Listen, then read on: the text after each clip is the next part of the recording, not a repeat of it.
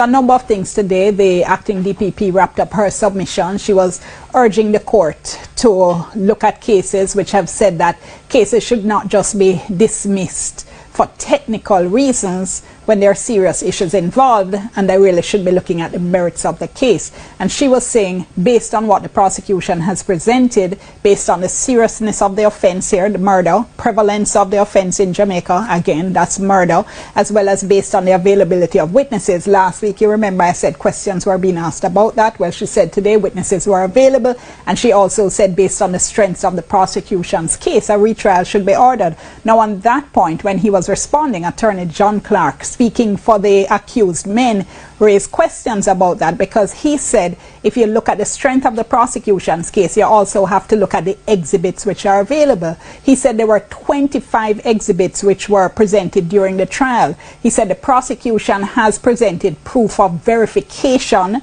that 16 of those exhibits are available for the retrial, and he's saying two of the most important exhibits, the DVD which contained the video of the murder, as well as the DVD which contained the voice notes, he said no evidence has been provided for their verification, along with the verification of some of the evidence that the defense is relying on, like the signature of the sole eyewitness. Now, having said all of that, what this is really going to come down to, Archie, is that I believe that consideration of the constitutional rights of the men, their right to a fair hearing within a reasonable time by an independent and impartial tribunal. And the prosecution has been saying, even acknowledging the breaches that they say, that they admit to, they maintain that there are enough safeguards in place so that the men would get a fair trial if the Court of Appeal orders a retrial.